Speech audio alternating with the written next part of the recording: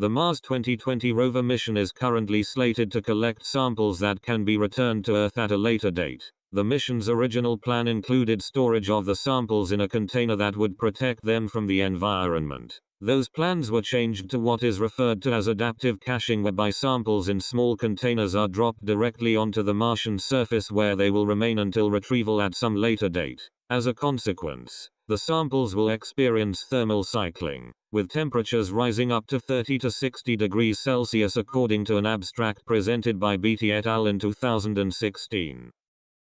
As currently planned, the samples will not include a means to measure the temperatures they are exposed to. Without these data, it is not possible to judge the extent to which the samples will be altered. This poster summarizes the history of community input on the issue of sample temperature, in the form of panel findings, reports, and white papers that include recommendations for the maximum allowable temperatures that the samples should experience to ensure the maximum science return for the samples. 10 separate publications present temperature recommendations for MSR samples, dating back to a JPL study in 1974. One report is for a mission concept specifically designed to exclude life detection investigations, and recommended a maximum temperature of 50 degrees Celsius. Another did not specify a temperature, instead recommending Mars ambient temperature. If we restrict the temperature recommendations to those referring to Mars 2020 mission goals such as biosignature detection,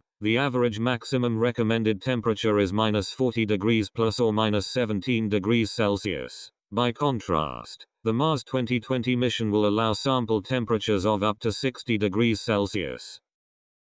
What does this mean for chemical reactions occurring in the samples, such as degradation due to perchlorates which are present at up to 8% concentration? We can use the Arrhenius equation to calculate the increase in chemical degradation of the samples. At 60 degrees Celsius, chemical reactions will proceed within the sample at a rate of over 2,300 times faster than the maximum recommended temperature. We can estimate the disappearance rate of important chemical compounds based on this information. Let us assume that 10 parts per billion of an important organic chemical species exists in the sample at the time it is collected. The contamination background is restricted to 1 part per billion as described by the Mars 2020 Organic Contamination Panel, and the compound becomes unmeasurable when the concentration decreases to the contaminant level.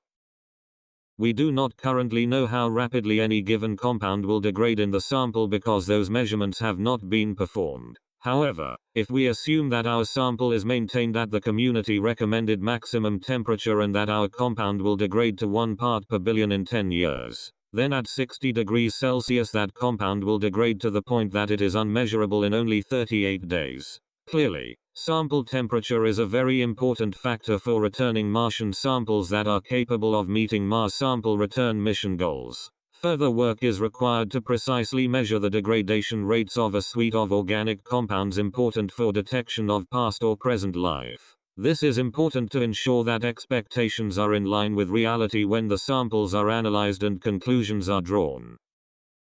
Thank you for your time.